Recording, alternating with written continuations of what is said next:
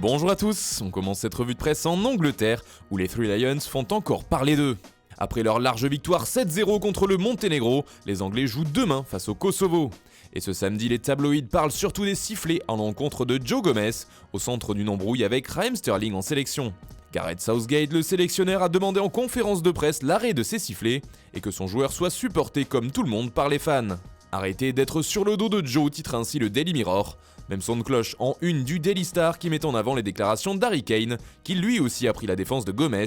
Ne huez pas nos joueurs, peut-on lire en couverture du quotidien. Enfin ce samedi, The Sun naît Camours et titre sobrement Kosovo avec un joli cœur à la place du haut. En Italie aussi, on parle sélection. En effet, la Squadra Azzurra a encore gagné ce vendredi 3-0 contre la Bosnie-Herzégovine. Une 10e victoire de rang pour les Transalpins et un record historique pour Roberto Mancini, le sélectionneur. Avant cela, la plus longue série de victoires datait de 1938-1939, lorsque Vittorio Pozzo était à la tête de l'Italie. Forcément, cela fait les gros titres de la presse sportive, comme ici avec le Corriere dello Sport. D'après Tuttosport, c'est tout simplement historique, de même que la Gazzetta dello Sport qui met aussi à l'honneur la sélection italienne.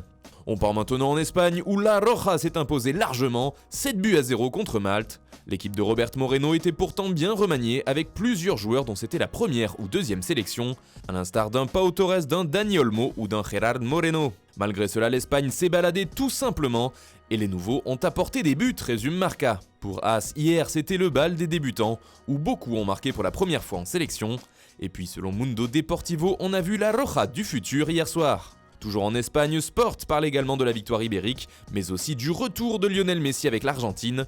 Un comeback gagnant pour la Pulga, qui a marqué le seul but de la rencontre face au Brésil sur un penalty inscrit en 2 temps. D'ailleurs, il ne fait pas la une qu'en Espagne, puisqu'au pays aussi on célèbre son retour en grâce. Ramène-moi la caipirinha s'amuse par exemple Olé. Le journal Mundo D parle du doux goût de gagner le Brésil. Enfin, le quotidien Rio Negro se régale du retour de Messi avec un but et la victoire. Et puis on termine ce tour de la presse par la France avec la une du journal L'Équipe qui met à l'honneur le sélectionneur Didier Deschamps. Car il va connaître sa 100e sur le banc des Bleus ce dimanche en Albanie. Et dans le quotidien, il raconte sa passion toujours présente pour l'équipe de France et les temps forts qu'il a connus depuis qu'il est à sa tête. Les Bleus dans le sang, plaisante ainsi L'Équipe. Voilà, c'est tout pour ce matin. Bonne journée à tous, on se retrouve très vite pour une nouvelle vidéo sur Foot Mercato.